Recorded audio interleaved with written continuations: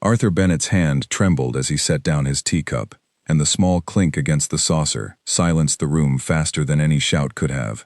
20 people stopped talking. Forks froze halfway to mouths. Even the children playing near the fireplace looked up, sensing that something had shifted in the air, though they could not name it. "Something is wrong in this family," Arthur said quietly. "I can feel it, and if we do not deal with it honestly, it will destroy us." The room had been full of laughter only a moment before. It was the 20th anniversary of Bennett Hardware, the family business that Arthur had built with his own hands after the war, and later handed over to his 2 sons, Daniel and Nathan. The long wooden table in the garden was covered with roasted chicken, fresh bread, and bottles of lemonade for the children. String lights hung between the old oak trees. It should have been one of the happiest evenings of the year. But Arthur, now 78 years old, had learned over a long life to read the small signs that most people missed. He noticed how Daniel's smile did not reach his eyes when Nathan spoke. He noticed how Nathan's wife, Grace, kept glancing at her husband with a worry she tried to hide behind polite laughter. He noticed the half-second pause before Daniel answered any question about the store's finances, a pause that had not been there a year ago. Something had cracked beneath the surface of this family, and Arthur could feel the cold air coming through it. Daniel, his older son, set down his fork with a forced chuckle. "Dad, it's a celebration. Can we not do this tonight?" "I am not trying to ruin your evening," Arthur said. "I am trying to save it.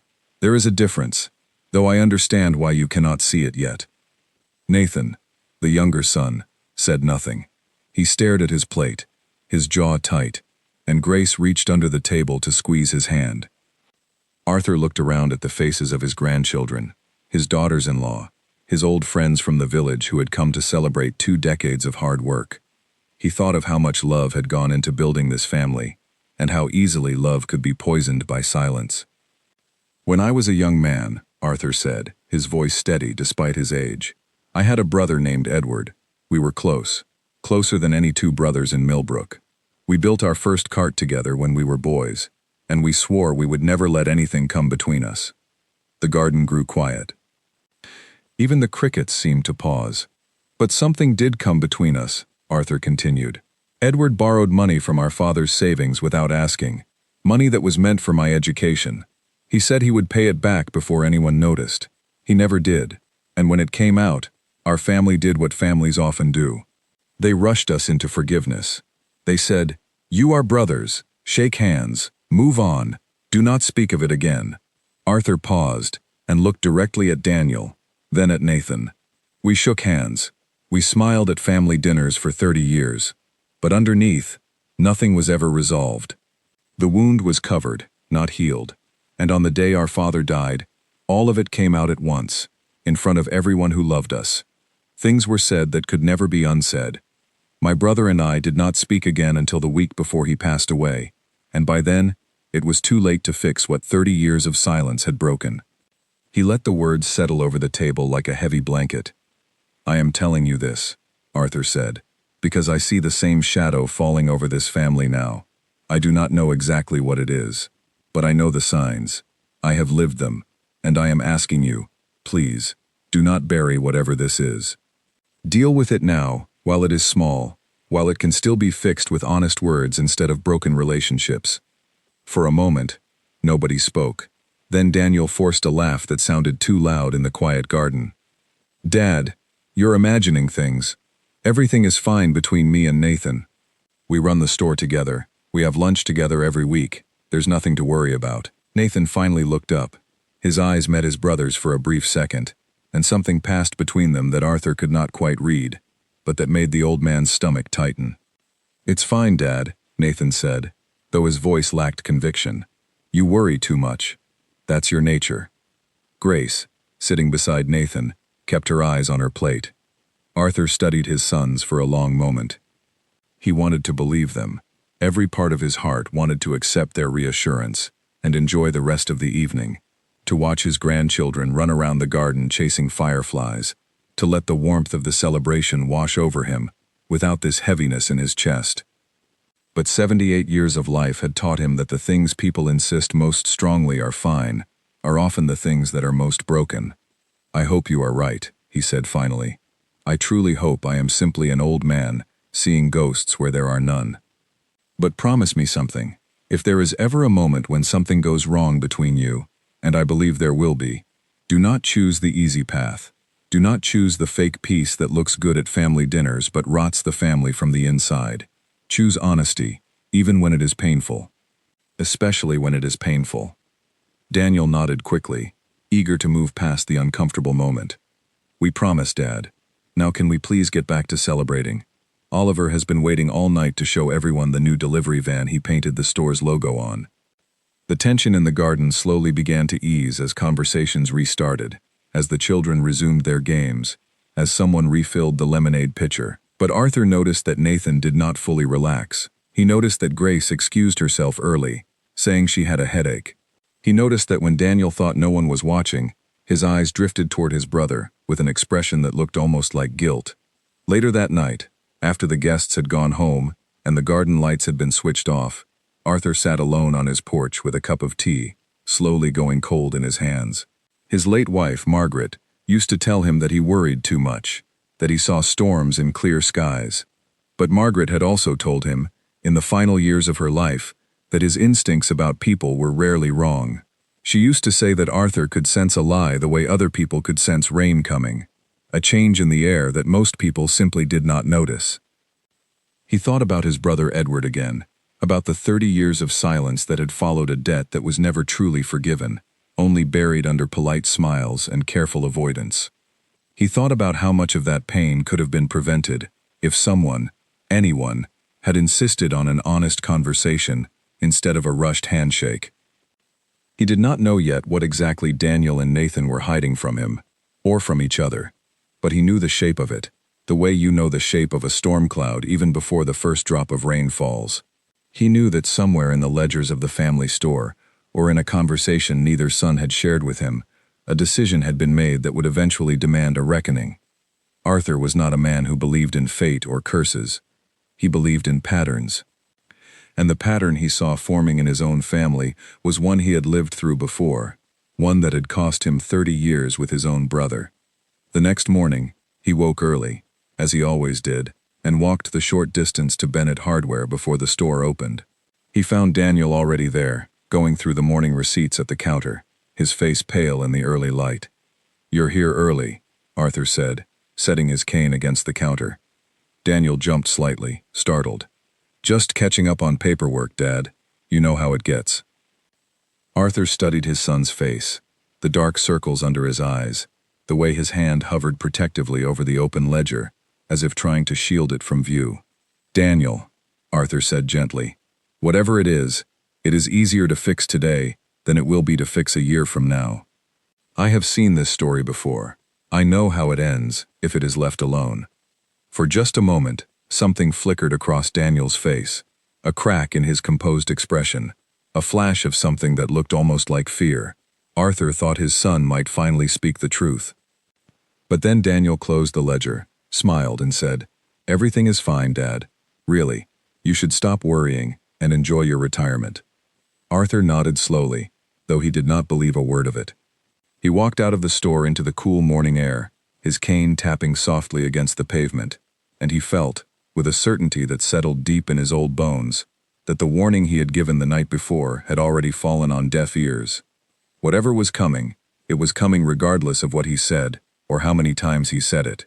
All he could do now was watch and wait and hope that when the storm finally broke, there would be enough of the family left standing to rebuild. He did not know yet how right he was, or how long it would take, or how much it would cost. But as he walked home that morning past the flower shop and the small bakery where he had bought bread every week for 40 years, Arthur Bennett carried with him the quiet, heavy certainty of a man who had seen this exact kind of silence destroy something precious once before, and who now feared, more than anything, that he was about to watch it happen again. 6 months before that anniversary dinner, Daniel Bennett had stood in the back office of the hardware store at nearly midnight, staring at a stack of unpaid bills spread across his desk like a losing hand of cards. His breathing was shallow. His shirt was damp with sweat despite the cold night air seeping through the old window frame. He had made a mistake, a serious one, and he did not know how to undo it.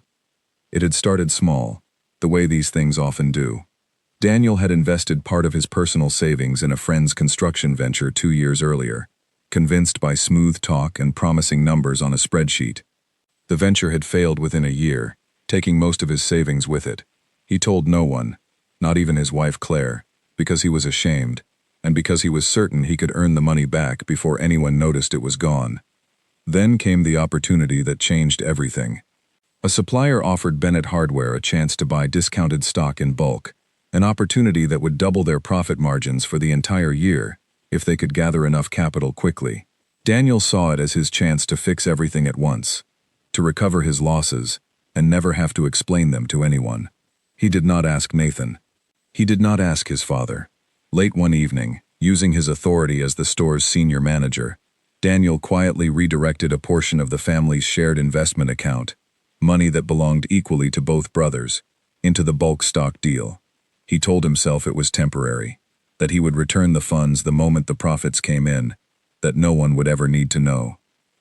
For a while, his plan seemed to work. The discounted stock arrived, sales increased slightly, and Daniel breathed easier each week that passed without anyone asking questions. He began to believe he had gotten away with it cleanly, that his secret would remain buried forever, a private mistake corrected without consequence. But numbers do not lie, even when people do. Nathan had always been the more careful of the two brothers, the one who reviewed the store's accounts with patient thoroughness every few months, a habit their father had instilled in both of them since childhood. On a quiet Tuesday afternoon, while Daniel was out making deliveries, Nathan sat at the office computer, reconciling the investment account with the bank statements, something he did out of routine rather than suspicion. The numbers did not match. At first, Nathan assumed it was a simple accounting error, a misplaced decimal, or a forgotten transaction. He checked again, more carefully this time, cross-referencing every entry against the bank records. The discrepancy remained, a gap of nearly £11,000 that had left the shared account and had not returned. His hands grew cold as he scrolled through the transaction history and found the transfer, dated 4 months earlier, moved out of the joint account and into what appeared to be a separate personal fund. The authorization signature belonged to Daniel. Nathan sat very still for a long time, staring at the screen, feeling something inside his chest go quiet and heavy, like a stone settling at the bottom of a still pond.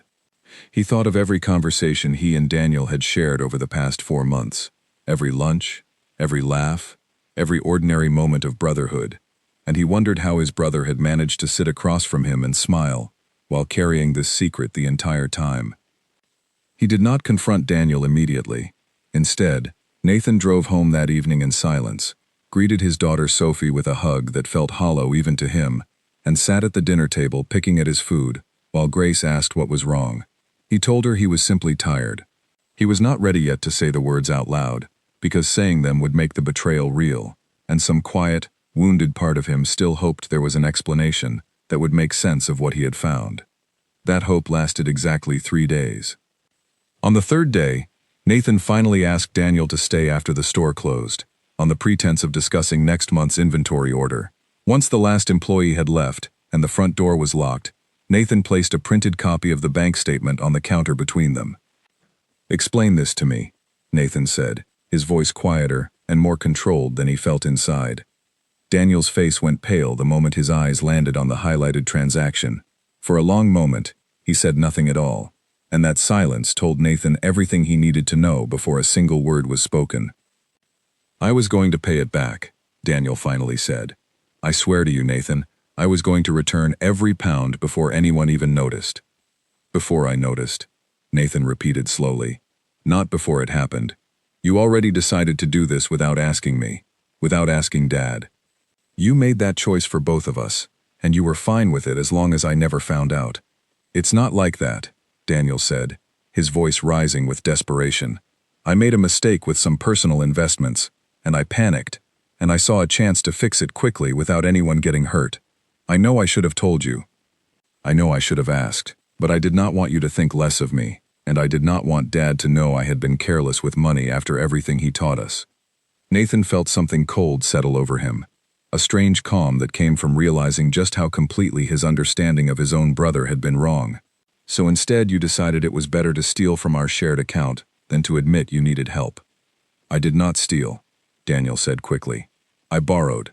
There's a difference. Is there? Nathan asked. Because from where I'm standing, you took money that belonged to both of us, used it without permission, and hid it from me for 4 months, while we sat across from each other at dinner, pretending everything was fine. That does not sound like borrowing to me, Daniel. That sounds like betrayal. The word hung in the air between them, sharp and undeniable. Daniel's eyes filled with tears, and for a moment, Nathan almost softened, almost reached out the way he had 1,000 times before, when his older brother was struggling. But something held him back this time, a new and unfamiliar wariness that had not existed between them a week earlier. I'll pay it back, Daniel said. Every pound, I promise. Please, Nathan, do not tell Dad. He would be so disappointed in me. You know how much he trusts us to run this place the right way. Nathan stood in silence, torn between the years of loyalty he had built with his brother and the fresh, raw wound of discovering that loyalty had not been equally returned. It was Grace who eventually convinced Nathan not to bring the matter to Arthur, at least not right away. She argued, gently but firmly, that Arthur was 78 years old, that his heart had already been weakened by years of hard work and grief since Margaret's passing, and that a shock like this could genuinely harm him. She suggested, as many well-meaning people do in moments like this, that the fastest path forward was reconciliation, a quiet agreement between the brothers to repay the money and move on, without dragging the wound out into the open, where it might cause more damage than good. The wider family agreed. When Claire eventually learned what had happened, she too pushed for a quick resolution, worried about how a public conflict might affect the children, worried about what people in Millbrook would say if word got out that the respected Bennett family was falling apart over money. Everyone had a reason, a loving and sincere reason, for wanting the conflict buried quickly and quietly. So, 3 weeks after the confrontation in the store, Daniel and Nathan sat down together with Claire and Grace present, and Daniel formally agreed to repay the full amount over the following year, with a portion of his own salary, redirected each month until the debt was cleared. Nathan agreed to accept the arrangement. They shook hands. They agreed never to speak of it again in front of Arthur or the children. On paper, the conflict was resolved. In practice, something far more fragile had taken its place. Nathan smiled at family dinners, but the warmth in his eyes when he looked at his brother had cooled by several degrees, a change so gradual that only those closest to him, like Grace, truly noticed it. Daniel worked twice as hard at the store, partly out of guilt and partly to prove his trustworthiness, but every time Nathan reviewed the accounts, Daniel felt a flicker of anxiety pass through him, wondering if his brother was still watching, still measuring, still remembering. They told themselves and everyone around them that they had forgiven each other, because that was the story that made everyone comfortable. But forgiveness, real forgiveness, requires more than a handshake and a repayment plan.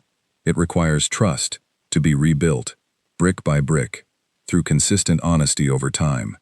What Daniel and Nathan had instead was an agreement to behave as though trust already existed, while both of them, quietly and separately, carried the bruise of what had happened. Arthur noticed none of the details, because no one told him any of them.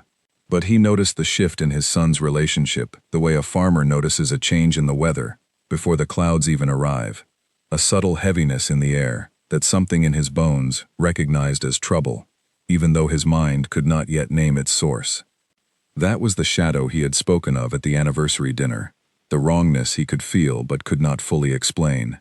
And though his sons had assured him that everything was fine, the truth sitting quietly beneath the surface of their family was far more fragile than either of them wanted to admit, even to themselves. 3 years passed, and on the surface, the Bennett family appeared to have healed completely. Daniel had repaid every pound of the money he had taken, exactly as promised, often adding extra payments during good months at the store, as if trying to buy back something that could not be purchased with currency alone. Nathan accepted each payment with a polite nod, and the two brothers continued running Bennett Hardware together, greeting customers with the same warm partnership they had always shown, laughing at the same old jokes during slow afternoons, standing side by side in family photographs with easy, practiced smiles. To anyone watching from the outside, including most of the village of Millbrook, The Bennett brothers were a model of family loyalty. Two men who had built a thriving business together and clearly adored one another. Arthur, though his instincts still occasionally prickled with unease, allowed himself to relax somewhat as the years passed without incident. Perhaps, he told himself, he had been wrong. Perhaps the shadow he had sensed at that anniversary dinner had simply been the anxiety of an old man who had lost too much in his own life and now saw danger in every corner.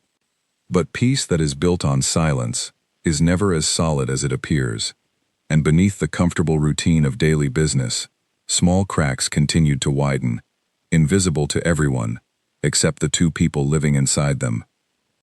Nathan had developed a habit, almost unconscious at first, of double-checking every decision Daniel made regarding the store's finances. It began reasonably enough, a careful glance at invoices, a quiet review of supplier contracts before signing. But over time, this habit hardened into something closer to surveillance. Nathan began arriving early to review the previous day's transactions before Daniel could explain them himself. He started asking pointed questions in front of employees about purchasing decisions, questions that carried an edge Daniel could feel, even when the words themselves sounded neutral. Daniel noticed, of course. He was not foolish, and he understood exactly why his brother's trust had eroded. But rather than addressing it directly, rather than sitting down and having the honest conversation their father had once begged them to have, Daniel responded with quiet withdrawal. He stopped sharing new business ideas with Nathan, choosing instead to make smaller decisions independently and inform his brother only after the fact. He told himself this was simply efficiency, a way of avoiding unnecessary friction, but in truth it was distance, a slow and steady retreat from the partnership they used to share. The store itself began to reflect this quiet division, where the brothers had once made every major decision together, discussing new product lines over coffee before the shop opened each morning. They now increasingly worked in separate spheres. Daniel managed the delivery and supplier relationships. Nathan focused on the financial records and staff schedules. It looked, to any casual observer, like a sensible division of labor between two experienced business partners.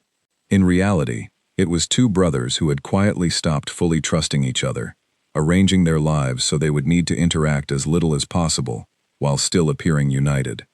Their children grew up inside this atmosphere, without fully understanding its source. Oliver, Daniel's son, was now 23 years old, tall and easygoing, having recently begun working part-time at the store while finishing his final year of business studies at a college in the nearby city. Sophie, Nathan's daughter, was 21, sharp and thoughtful, home for the summer after her second year at university, helping out at the store's front counter during the busy season. Oliver and Sophie had grown up together, closer than most cousins, spending countless childhood summers building forts in Arthur's garden, and later sharing the particular kind of friendship that comes from truly understanding someone since early childhood. As they grew older, that friendship had quietly deepened into something neither of them spoke about openly, a warmth between them that carried more weight than ordinary family affection, something that had become, over the past year, unmistakably romantic, though they had told almost no one. They understood, without ever needing to say it aloud, that their parents' relationship carried an unspoken tension that made any announcement about their own relationship complicated. Oliver had noticed how his father sometimes grew quiet after conversations with Nathan. Sophie had noticed how her father occasionally made small, sharp comments about Daniel's judgment when he thought no one else was listening. Neither of them knew the full story behind this tension, since Daniel and Nathan had kept their agreement to never discuss it in front of the wider family, but both cousins sensed that something unresolved sat beneath the surface of their father's partnership, something that made the timing of any announcement about their own relationship feel dangerous.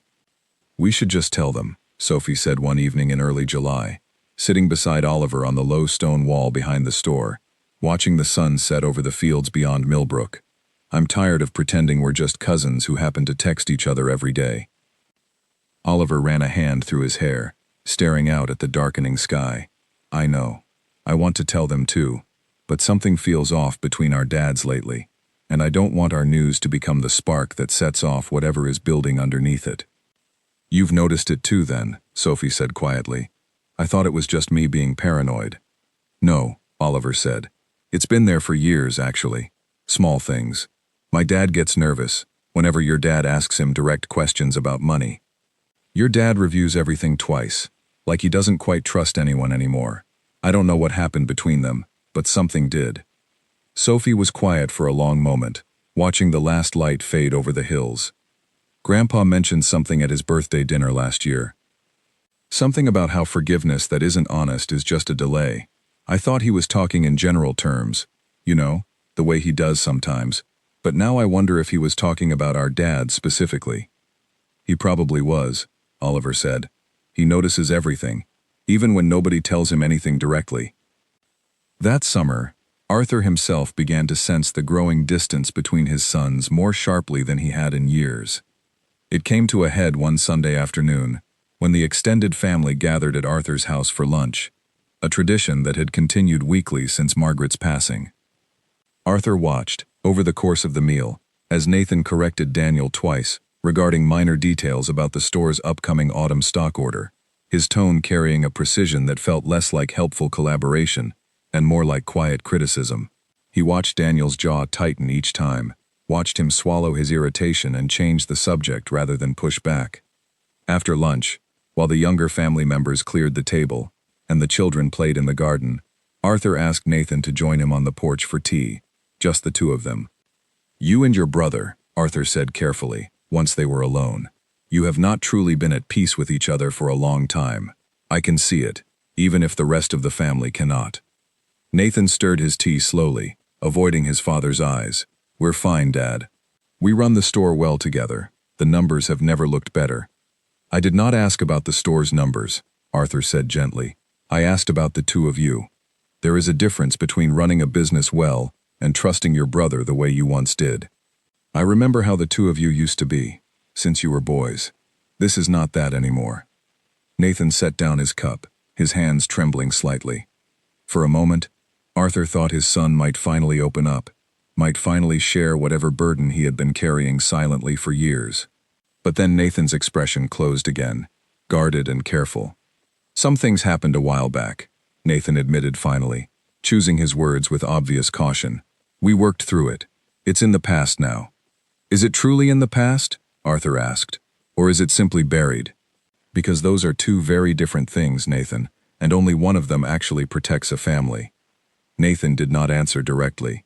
Instead, he looked out toward the garden, where Oliver and Sophie were laughing together near the old oak tree, a sight that brought a small, genuine smile to his tired face.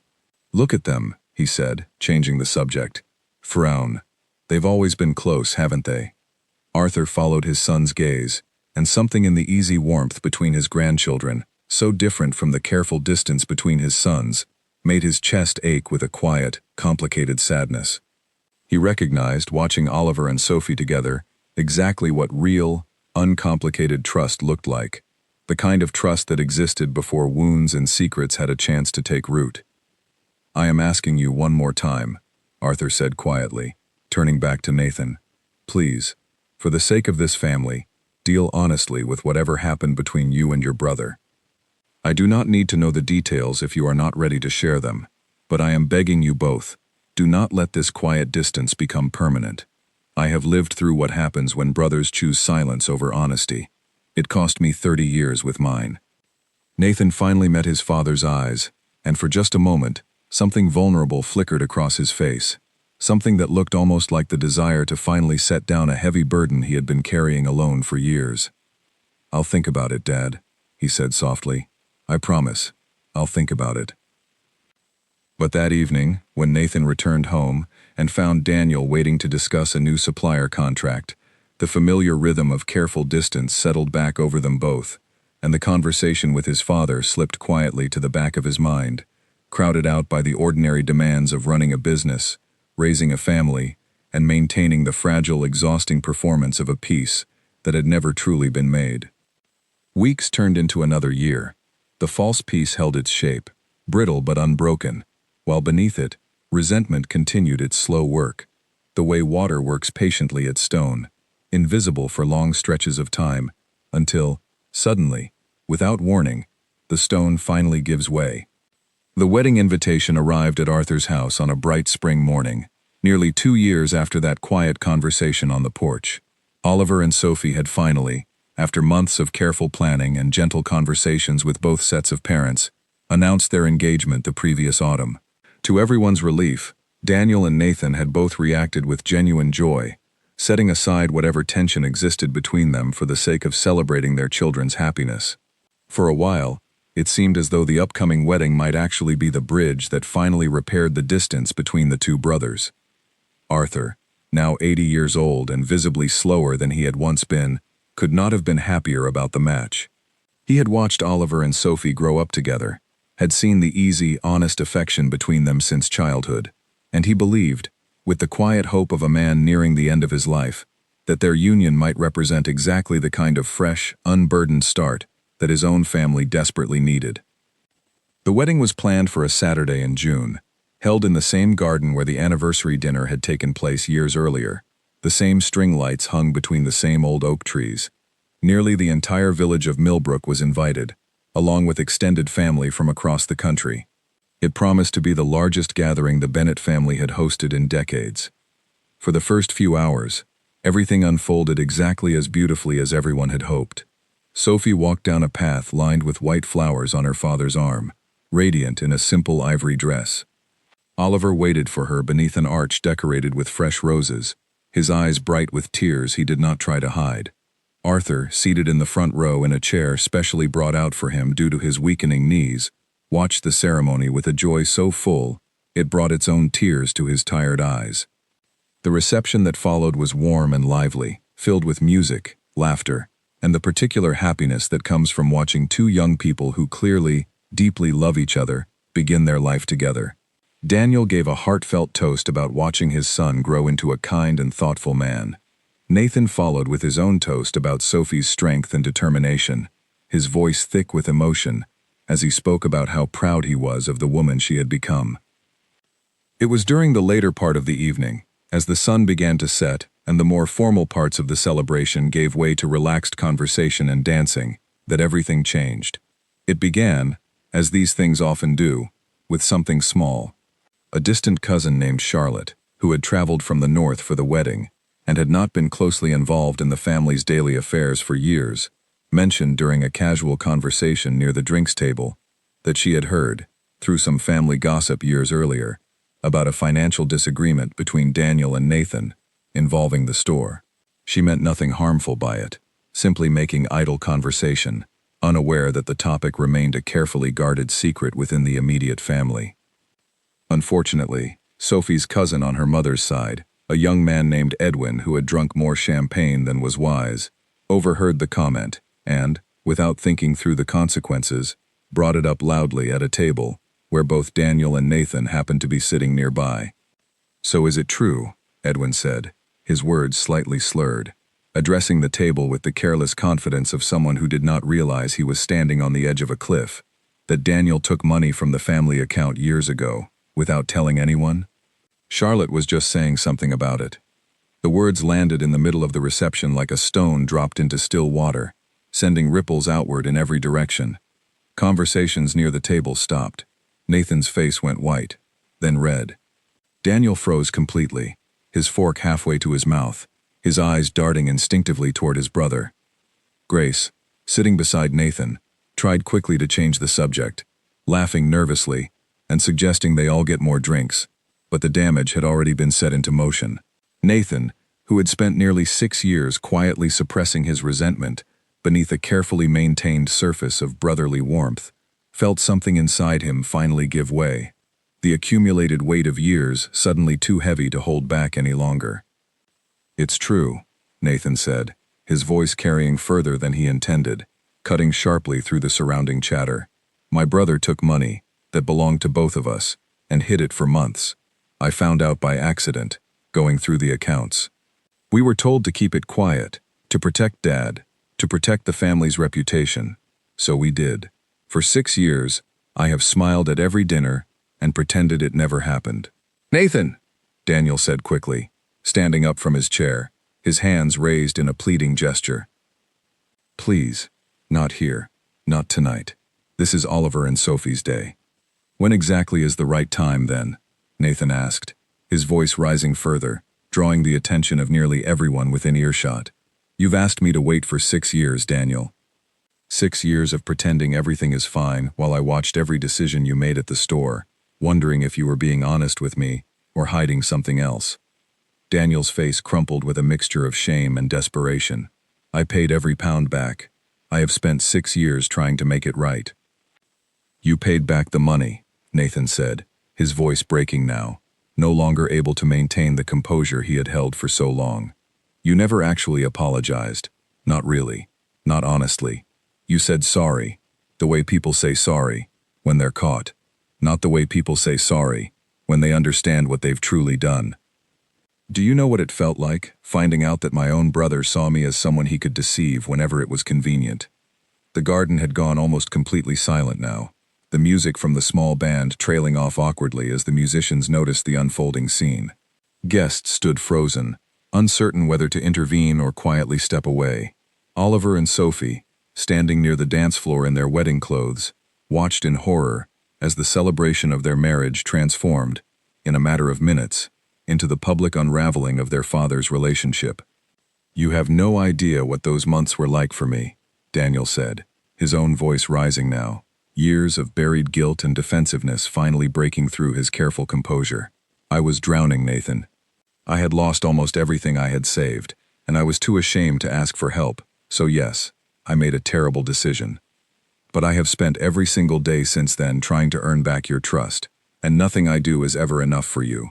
You watch me like I'm still that same desperate person from 6 years ago, and I am tired of it. Maybe if you had actually talked to me, instead of just paying me back like I was a debt collector, Nathan shot back, I would have been able to move past it, but you never once sat down and told me why. Really told me, not until this very moment, in front of everyone at your son's wedding. Arthur, seated near the front of the gathering, felt his heart clench painfully as he watched his 2 sons, the boys he had raised and loved his entire life, tear open a wound in front of nearly 200 guests. He tried to rise from his chair, intending to step between them the way he had once dreamed of doing years earlier, when the trouble was still small and manageable. But his weakened legs betrayed him, and he stumbled, catching himself against the back of a nearby chair, his breathing suddenly labored. "Grandpa!" Sophie cried out, rushing toward him along with Oliver, both of them abandoning the argument between their fathers to reach the old man, whose face had gone pale and strained. The sight of Arthur stumbling finally broke through the haze of anger surrounding Daniel and Nathan. Both brothers rushed toward their father at once, their argument momentarily forgotten in the face of a more immediate fear. "Dad," Daniel said, kneeling beside Arthur's chair, "are you all right? Please, sit down, take a breath." Arthur, breathing hard but conscious, waved off the immediate concern with a trembling hand. Though the pain in his chest was unmistakable, a warning his body had been sending with increasing frequency over the past year that he had chosen, out of stubbornness, not to fully share with his family. "I am fine," he said quietly, though his voice lacked its usual strength. "Just help me sit properly." As Grace and Claire hurried to bring water, and someone quietly suggested calling for a doctor, the wider crowd of guests began to disperse in awkward whispered clusters, the celebration effectively over. The joyful atmosphere of the wedding, replaced by a heavy, uncomfortable silence, broken only by murmured concern about Arthur's health, and quiet, embarrassed glances toward Daniel and Nathan, who stood a few feet apart from each other, both of them staring at the ground, neither willing to meet the other's eyes. Oliver and Sophie, still in their wedding clothes, stood together holding hands tightly, watching the collapse of the celebration they had spent nearly a year planning.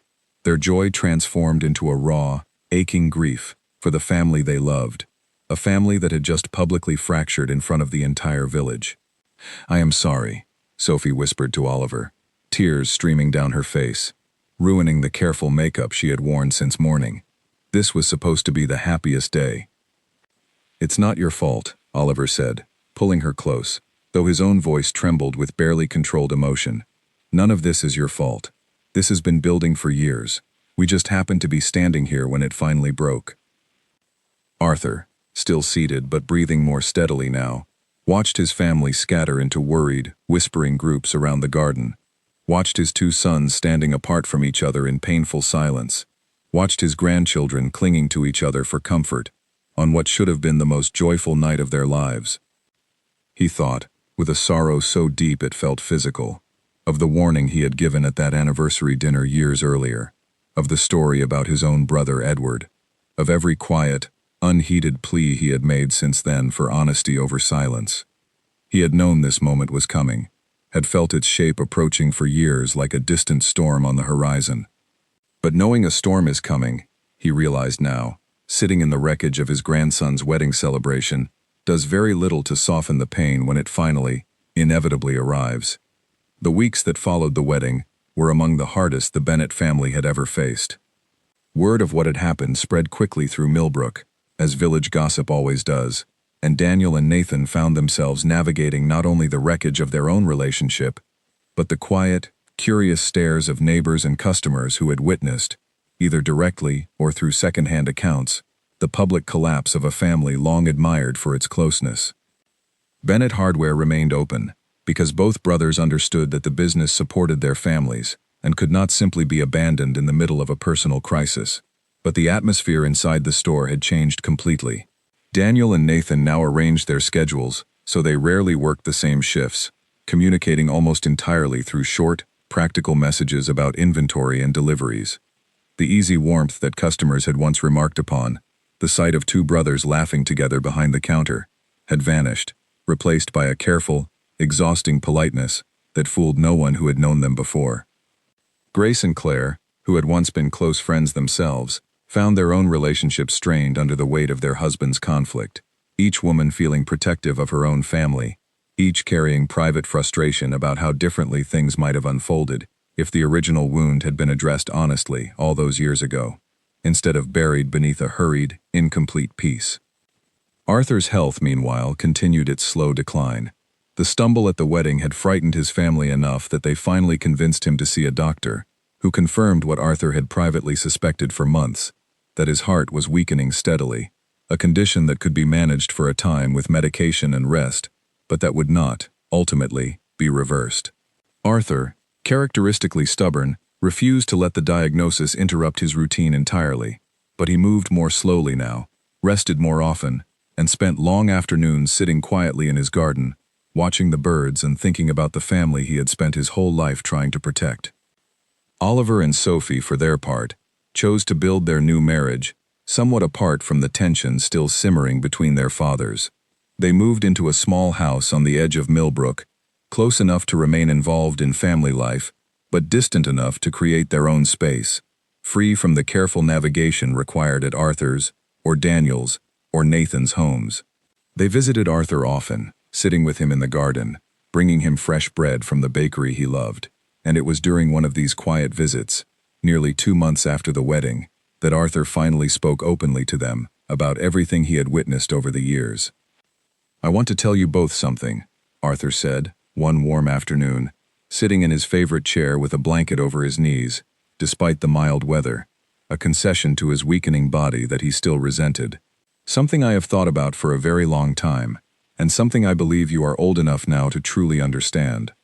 Sophie set down her tea and leaned forward, while Oliver settled onto the low garden wall nearby, both of them recognizing the particular seriousness in their grandfather's voice.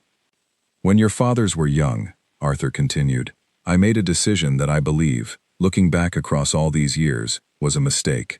When trouble first came between them, when I first sensed something was wrong, I chose to trust that they would work it out privately, in their own way, in their own time. I gave warnings, yes, but I never insisted on more than that. I never sat them down and forced the conversation that needed to happen. I told myself I was respecting their independence as grown men. In truth, I think I was simply afraid of the conflict that a real reckoning would require." "But you did try to warn them," Oliver said gently. "Everyone says you saw this coming, years before it happened." "Seeing trouble coming and preventing it are two very different things," Arthur said, his voice tired but steady. "I told this family many times that forgiveness without honesty is not real forgiveness at all. I believe those words completely. But believing something, and acting on it, with enough courage to force real change, are also two very different things. I let your fathers choose the easy path because pushing them toward the harder one felt uncomfortable, and I have watched, for years now, the slow cost of that comfort. Sophie reached out and took her grandfather's frail hand in both of hers. It's not your fault, Grandpa. They're grown men.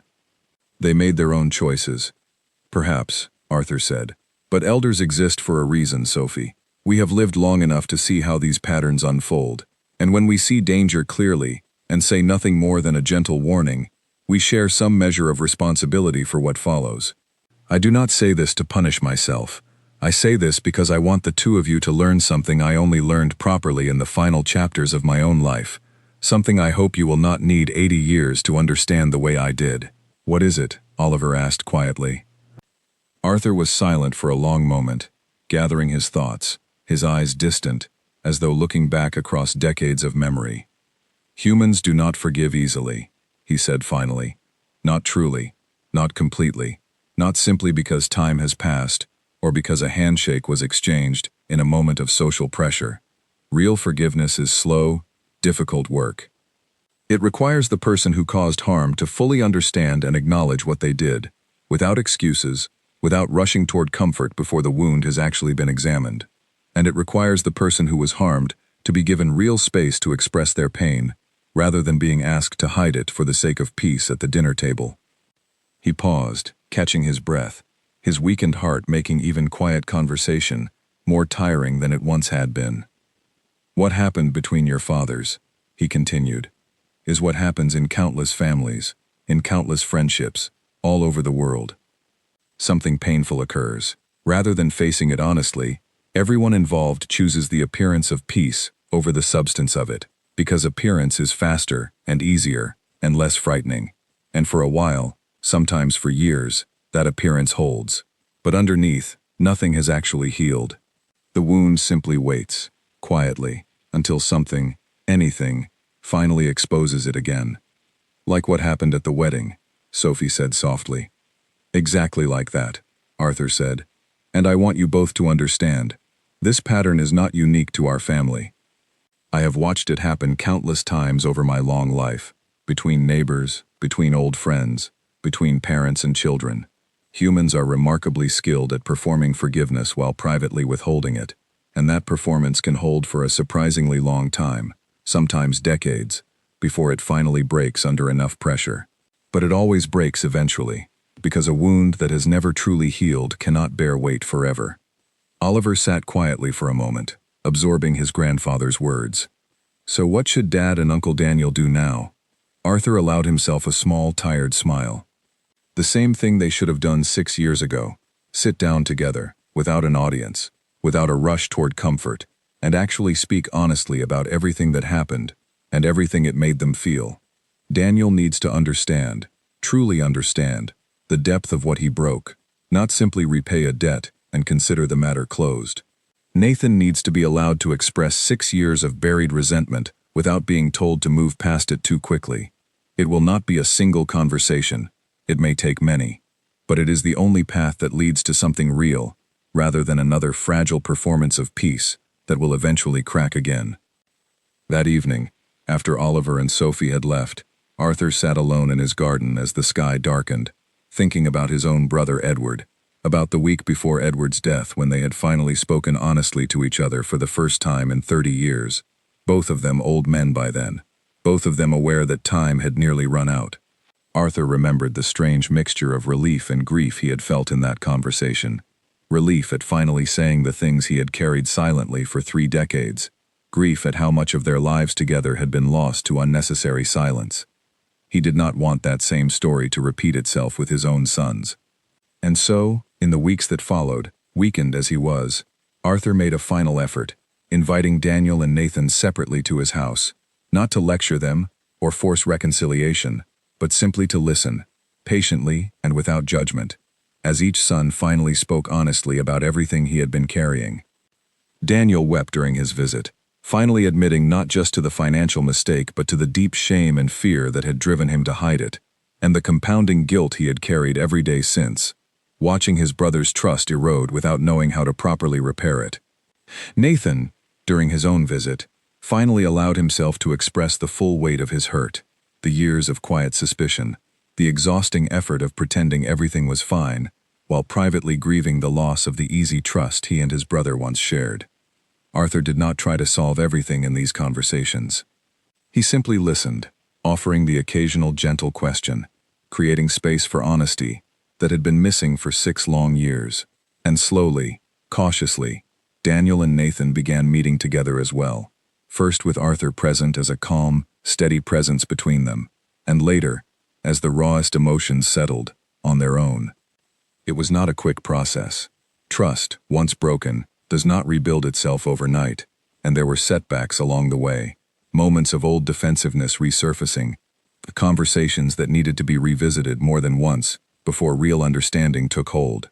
But for the first time in years, the brothers were doing the actual work of repair, rather than simply performing its appearance for the comfort of everyone around them. Arthur passed away peacefully the following spring, nearly a year after Oliver and Sophie's wedding, surrounded by his family in the same house where he had raised his sons and welcomed his grandchildren. In his final days, though his body had grown frail, his mind remained clear, and he spent his last conscious hours with his family gathered close, holding hands, sharing quiet memories, and, most importantly, sharing the kind of honest, unguarded conversation that he had spent his whole life trying to teach his family to value. Before he passed, he told Daniel and Nathan, both of them now sitting together at his bedside rather than in careful separate visits, that watching them finally choose honesty over comfort had been one of the greatest gifts of his final year. He told them that he no longer worried about the future of their family, not because everything was perfectly resolved, but because they had finally learned, in time to matter, the difference between real peace and its comfortable imitation. At Arthur's funeral, held in the same garden that had hosted both the anniversary dinner and the wedding, Daniel stood beside Nathan, not with the careful distance of recent years, but with the genuine closeness of brothers who had done the difficult work of truly reconciling. Oliver delivered a eulogy about his grandfather's wisdom, about the lesson Arthur had spent decades trying to teach the family, sometimes through words, and ultimately through the quiet, patient example of his final year. "My grandfather used to say that humans do not forgive easily," Oliver told the gathered mourners, his voice steady despite his grief. He was right. Real forgiveness is slow and difficult and often uncomfortable, but he also taught us, in the end, that it is possible, if we are brave enough to choose honesty over the easy comfort of pretending everything is fine. I only wish more of us had truly listened to him, while there was still time to spare ourselves the pain of learning it the hard way.